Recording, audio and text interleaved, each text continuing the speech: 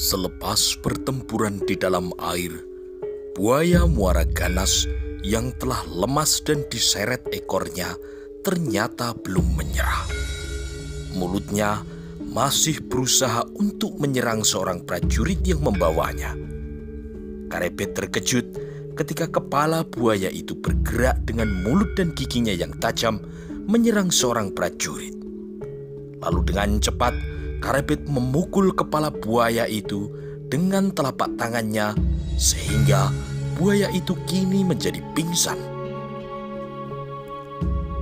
Mari kita bawa buaya ini ke semak-semak. Kita tidak usah khawatir. Buaya ini akan tidur di sini sampai besok pagi, kata Karebet kepada Tumpak dan para prajurit Wirotamtomo.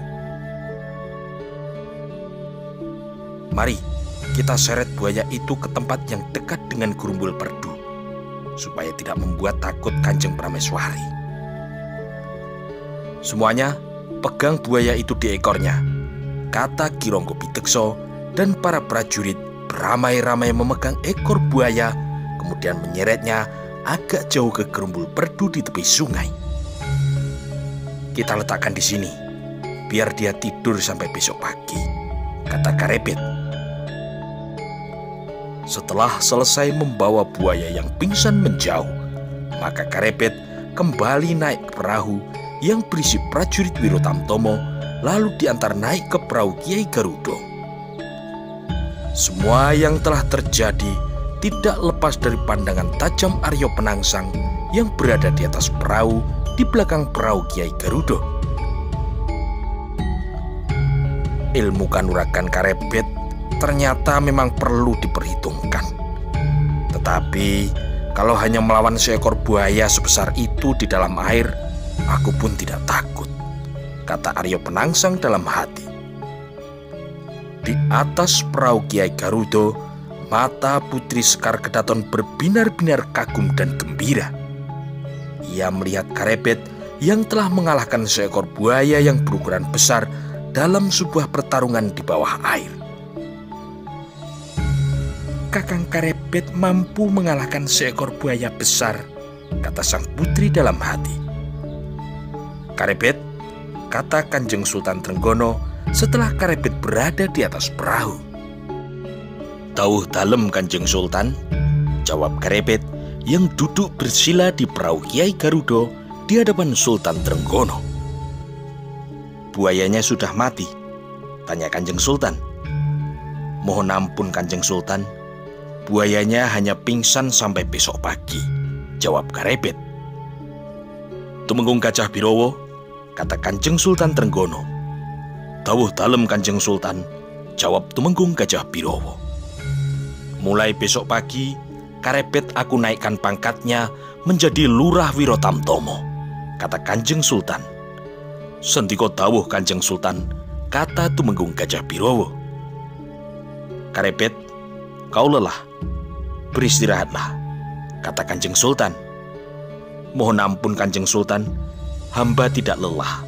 Izinkan hamba mendayung lagi, kata Karebet yang masih ingin berada di perahu Kiai Garudo supaya dekat dengan bunga istana Gusti Mas Cempoko. Tapi pakaianmu basah, kata-kata yang hampir keluar dari mulut mungil Sekar Kedaton terpaksa ditelan kembali. Ia sadar betapa ayahanda Sultan akan malu dan marah kalau ia mengetahui telah berbicara dengan seorang laki-laki. Tumenggung Gajah Birowo, kata Kanjeng Sultan. Dawuh dalem Kanjeng Sultan, jawab Tumenggung Gajah Birowo. Perintahkan semua perahu supaya melanjutkan perjalanan ke pantai, kata Kanjeng Sultan Trenggono. Kasinggihan dawuh Kanjeng Sultan, kata Ki Tumenggung. Tumenggung Gajah Birowo kemudian melambaikan tangannya kepada para prajurit.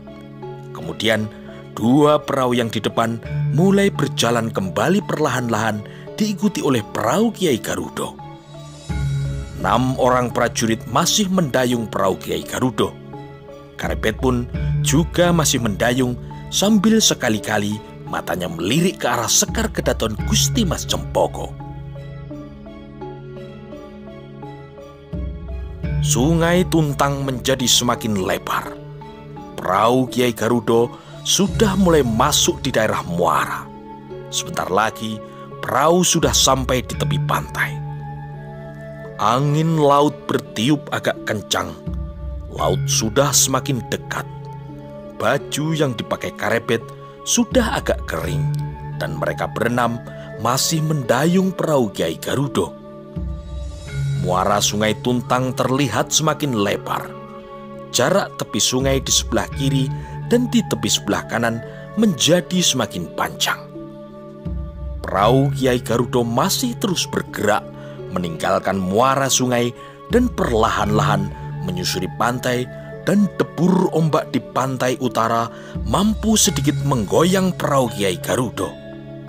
Ketika terlihat beberapa pohon di tepi pantai, Kanjeng Sultan pun ingin beristirahat di tempat itu. Lalu perahu Kiai Garuda segera didayung ke tepinya. Dua orang prajurit yang menggunakan galah bambu mendorong perahu itu ke pinggir. Beberapa buah perahu yang mengiringi perahu Kiai Garuda yang berisi para prajurit beserta para sentono dalam segera menepi, dan semua penumpangnya kembali turun ke tepi pantai. Perahu-perahu tersebut kemudian ditambatkan pada sebuah kayu yang ditancapkan di pasir tepi pantai.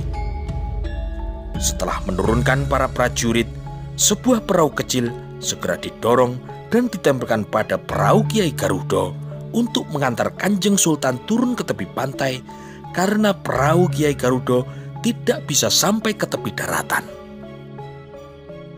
Sebuah tangga kayu yang dibuat secara khusus telah dipasang menempel di dua perahu untuk memudahkan perpindahan dari perahu Kiai Garuda untuk turun ke perahu kecil. Temenggung Suronoto turun ke perahu kecil disusul oleh Kanjeng Sultan, kemudian diikuti oleh Kanjeng Prameswari, Sekar Kedaton, dan Nyai Madusari serta dua orang emban, dan yang terakhir adalah Temenggung Gajah Birowo. Sesaat kemudian perahu itu pun didorong ke arah daratan, dan Kanjeng Sultan pun turun ke pasir pantai, kemudian berjalan menuju sebuah pohon di tepi pantai, diikuti oleh Kanjeng Prameswari dan Putri Sekar Kedaton. Para prajurit pendayung perahu Kiai Garuda beserta pembawa songsong kerajaan terpaksa turun terkena air laut yang dalamnya setinggi paha, dan mereka pun kini berjalan menuju ke pantai. "Duh, pakaianku baru kini terpaksa jadi basah kena air laut," kata seorang prajurit Wiro Tamtomo kepada Karebet yang berada di sebelahnya. "Ini pakaianku yang kupakai dari rumah dalam keadaan kering. Basah, kini sudah kering lagi, sudah basah lagi," kata Karebet. Lalu mereka pun menuju tepi pantai, kemudian bersama-sama duduk berkelompok di bawah sebuah pohon. Beberapa orang prajurit kemudian mendirikan 4 buah bambu yang hanya saling berjarak 3 langkah. Bagian atas bambu saling dihubungkan dengan bambu yang mendatar, lalu ditutup kain dan diikat dengan tali, maka jadilah sebuah bilik yang kecil. Bilik yang tingginya sepengawe, dan di dalam bilik kemudian digantungkan beberapa tumbung yang berisi air bersih. Di bawah pohon, seorang prajurit menggelar 3 buah tikar yang terbuat dari anyaman tanaman sejenis pandan. Mereka juga meletakkan beberapa buah-buahan dalam sebuah mangkuk gerabah. Di atas salah satu tikar yang digelar di bawah pohon, Kanjeng Sultan duduk bersama Kanjeng Prameswari beserta Putri Sekar Kedaton. Mereka menghirup udara laut yang segar dan menikmati debur ombak pantai utara. Sedangkan di sekeliling tempat itu bertebaran para prajurit Wiro Tamtomo yang berjaga. 2 orang emban melayani segala kebutuhan Sultan Trenggono dan Kanjeng Prameswari. Sedangkan keperluan Sekar Kedaton hanya dilayani oleh Nyai Madusari. Waktu terus berjalan. Di langit, matahari merayap perlahan-lahan ke arah barat. Dan saat ini sudah menjelang tengah hari. Di tepi pantai tertambat 6 buah perahu dan sebuah perahu yang memakai songsong kerajaan dan mempunyai bendera gula kelapa, yaitu Kiai Garudo yang cantiknya berukir kepala sebuah burung Garuda. Duduk di atas tikar, Gusti Mas Cempoko sedang termenung. Angan-angannya tidak bisa lepas dari seorang prajurit Wirotamtomo. "Mau makan buah pepaya, Ajeng?" tanya Kanjeng Prameswari. "Tadi sudah makan pisang, Kanjeng Ibu," jawab Sekar Kedaton. "Itu air kelapa mudanya diminum lebih dulu, Cahayu," kata Kanjeng Prameswari. "Injih, Kanjeng Ibu," kata Gusti Mas Cempoko. Angin laut yang berhembus kencang membuat kain bilik kecil itu sedikit bergoyang. Karebet berada di bawah pohon di samping perahu Wirotamtomo. Dia pasti kelelahan setelah bertarung melawan buaya dan mendayung perahu dari kota Rajan Demak sampai di sini. Sekarang perutnya pasti sudah lapar, kata Gusti Sekar Kedaton dalam hati. "Ajeng, kau mau makan sekarang, Cahayu? Apa kau sudah lapar?" tanya Kanjeng Prameswari kepada Sekar Kedaton. Belum, sudah lapar, Kanjeng Ibu," jawab Sekar Kedaton Gusti Mas Cempoko. "Kau melamun, Ajeng?" "Melamun apa?" tanya Kanjeng Prameswari. "Anu, Kanjeng Ibu, kalau Bandar Jeporo dari daerah ini apakah masih jauh?" kata Gusti Mas Cempoko. "Ah, kau tumben bertanya tentang letak Bandar Jeporo." Sekar Kedaton Putri Mas Cempoko terdiam seperti kebingungan ketika harus menjawab pertanyaan dari Kanjeng Prameswari. Sultan Trenggono lalu memerintahkan pada Tumenggung Gajah Birowo untuk mempersiapkan bekal makan siang yang telah dibawa dari Demak dan diletakkan di salah satu perahu. Ki Tumenggung lalu berjalan menuju perahu dan memerintahkan kepada para prajurit untuk membawa makanan itu ke tempat Kanjeng Prameswari. Beberapa makanan diletakkan di atas tikar, nasi dan beberapa ayam panggang, ada pula beberapa tusuk burung belibis panggang, beberapa buah tomat dan mentimun.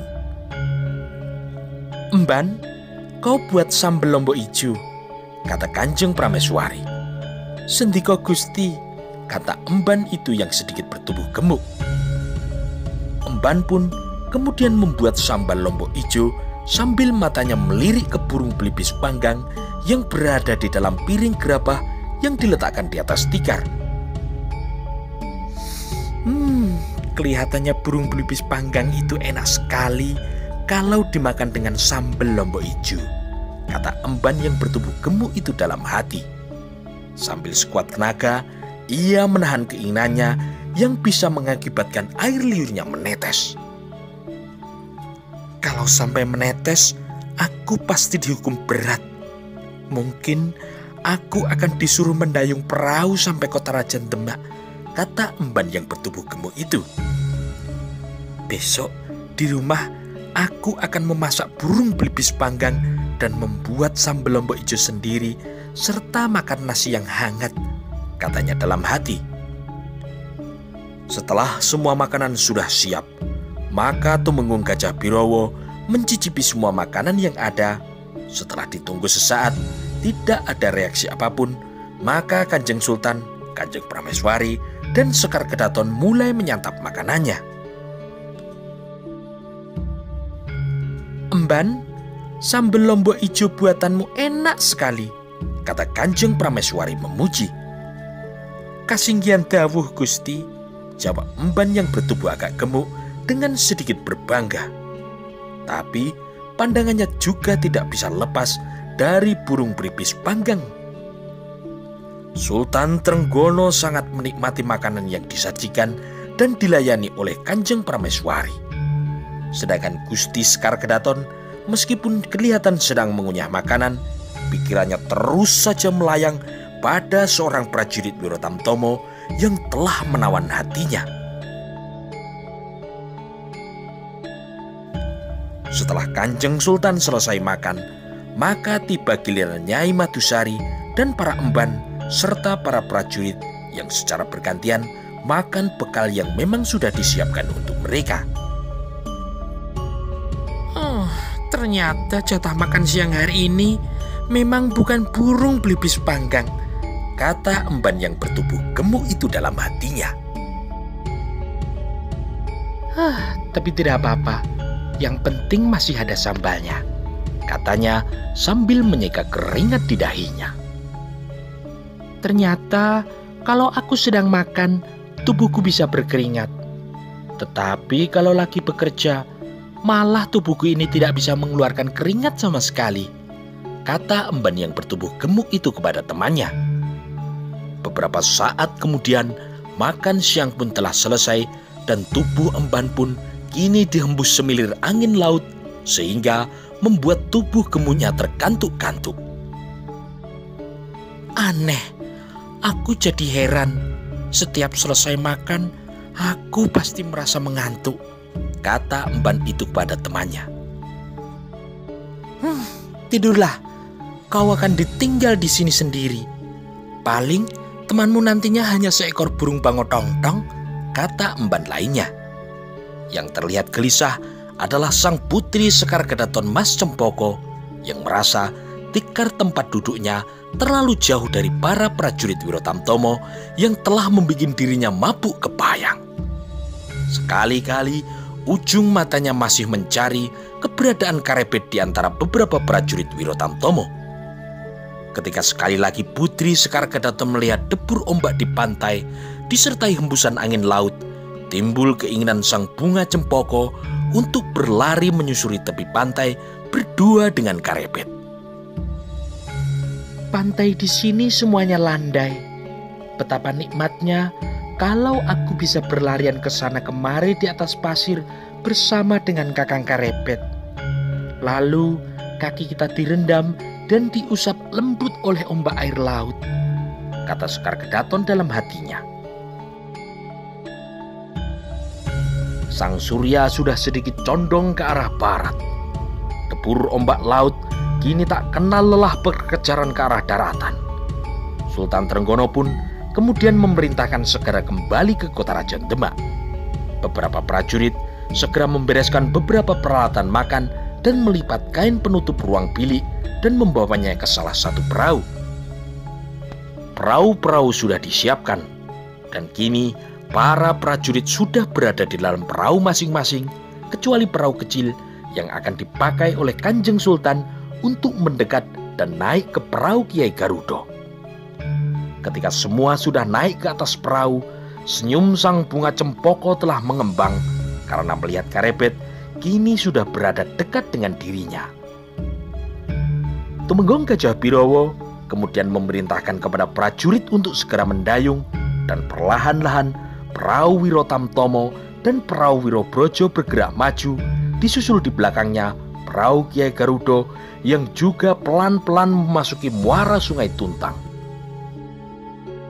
Tidak seperti saat berangkat, sekarang perahu Kiai Garuda bergerak ke arah selatan perlahan-lahan dan berkelok menyusuri Sungai Tuntang.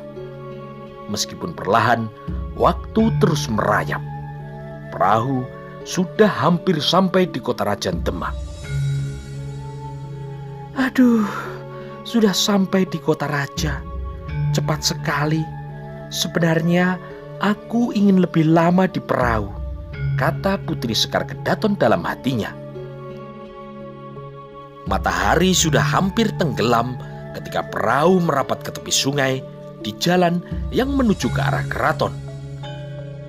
Setelah perahu merapat ke tepi sungai, semuanya turun dari perahu dan berkumpul di jalan yang menuju keraton. Kini semuanya membentuk sebuah barisan kembali sama seperti waktu akan berangkat. Aryo Penangsang pun juga sudah berada di belakang Karebet, duduk di atas punggung kuda hitamnya yaitu Gagak Rimang. Di barisan paling depan telah bersiap Tumenggung Suronoto, dan ketika terdengar suara bende dipukul, maka berjalanlah Tumenggung Suronoto sebagai cucuk lampah barisan. Karebet pun masih berjalan di sebelah Joli Jempono putri Kanjeng Sultan. "Kakang Karebet," kata Sekar Kedaton Gusti Mas Cempoko. "Iya Gusti Putri," kata Karebet. "Kau lelah, Kakang?" "Sedikit Gusti Putri." "Kakang Karebet, bagaimana caranya supaya kita bisa sering bertemu?" tanya Gusti Mas Cempoko, perlahan takut kedengaran yang lain. "Aku tidak tahu Gusti Putri." Mereka berdua terdiam dan keduanya tidak menemukan jawaban yang bisa membuatnya merasa puas. "Kakang, kapan Kakang akan bertugas jaga di depan keputren?" tanya Sekar Kedaton putri Mas Cempoko. "Saya tidak tahu Gusti Putri," jawab Karebet. Rombongan terus berjalan. Kini sudah terlihat pintu gerbang keraton dan sebentar lagi akan masuk ke dalam halaman keraton. "Aduh, cepat sekali. Rasanya belum puas bisa berbicara dengan Kakang Karebet," kata putri Mas Cempoko. Karebet hanya tersenyum kepada Sekar Kedaton dan senyum itu telah membuat sang putri menjadi tidak bisa tidur. Rombongan kini telah memasuki halaman keraton dan berhenti di depan Sasono Sewoko. Kanjeng Sultan telah turun dari kudanya, Kanjeng Prameswari dan Sekar Kedaton juga telah turun dari Joli Jempono, dan Tumenggung Gajah Birowo kemudian mengantar Kanjeng Sultan memasuki ruang dalam keraton. Beberapa saat kemudian Tumenggung Gajah Birowo keluar dari ruang dalam dan membubarkan para prajurit. Sedangkan tandu dan perahu kini dikembalikan ke tempat penyimpanan oleh beberapa prajurit yang tidak ikut ke pantai.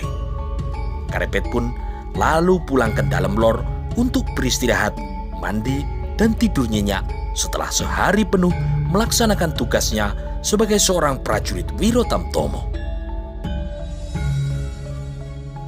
Malam itu, bintang-bintang di angkasa pun masih setia berkedip. Dan di kota Raja Demak, banyak prajurit yang tertidur pulas hingga tidak mendengar suara kentongan yang ditabuh dengan nada darah muluk yang terdengar sampai di seluruh wilayah kota Raja Demak. Malam sudah sampai pada ujungnya. Sang Surya mengintip di balik cakrawala Pangwetan, menggantikan tugas Sang Condro yang tanpa lelah telah menyinarkan sinarnya yang redup ke seluruh pelosok bumi. Burung pun berkicau bersahutan menyambut datangnya pagi ini. Karebet sebagai seorang prajurit Wiro Tamtomo yang bertugas mengawal raja dan keluarganya kini berjalan menuju tempatnya bertugas, yaitu di dalam keraton Demak. Langkahnya ringan karena atas limpahan kasih sayang Kanjeng Sultan, hari ini dia telah dinaikkan pangkatnya menjadi seorang lurah Wiro Tamtomo. Di ruangan Wiro Tamtomo yang terletak di dalam keraton, Tumenggung Gajah Birowo telah memberikan kepada Karebet selembar selendang cinde yang berwarna merah untuk dipakai sebagai rangkapan sabuk bagian dalam sebagai tanda kelengkapan pakaian seorang lurah Wiro Tamtomo. Malam harinya di dalam Suronatan, paman Karebet yaitu Ki Ganjur sedang beristirahat di depan rumah. Setelah sehari penuh, ia bekerja membersihkan halaman dalam Suronatan. Ki Ganjur duduk di sebuah lincak bambu, bertelanjang dada, menikmati angin semilir di malam hari. Sudah agak lama Karebet tidak menjenguk pamannya yang telah tua ini, kata Ki Ganjur seorang diri. Mudah-mudahan Karebet menjadi senang setelah tercapai keinginannya menjadi seorang prajurit Wiro Tamtomo, kata Ki Ganjur.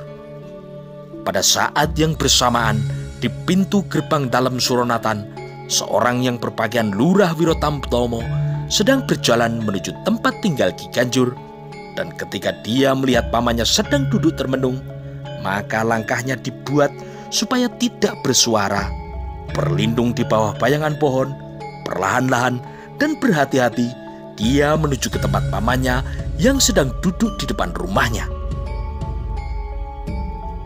"Kalau Karebet mendapat kesempatan pulang ke Tingkir, aku mau ikut pulang ke desa," kata Ki Ganjur dalam hati. Tetapi tiba-tiba Ki Ganjur terloncat hampir terjatuh ketika di depannya secara tiba-tiba tanpa diketahui dari mana datangnya telah berdiri seorang berpakaian Lurah Wirotamtomo. "Kau!" kata Ki Ganjur dengan suara seperti orang yang hampir tercekik. "Iya paman, aku Karebet," kata Karebet. "Kau Karebet, kau masih senang membuat pamanmu menjadi kaget. Ayo masuk dulu," kata Ki Ganjur. Setelah keduanya masuk ke dalam ruangan, baru terlihat jelas pakaian yang dipakai Karebet sekarang tidak seperti yang biasanya dipakai. "Sabuk itu, kain cinde itu," kata Ki Ganjur terbata-bata. "Ada apa dengan sabukku, paman?" tanya Karebet. "Kau memakai kain cinde berwarna merah," kata Ki Ganjur. "Iya, paman.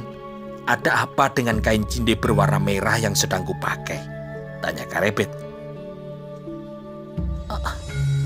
"Apa kau telah menjadi seorang Lurah Wirotamtomo, Karebet?"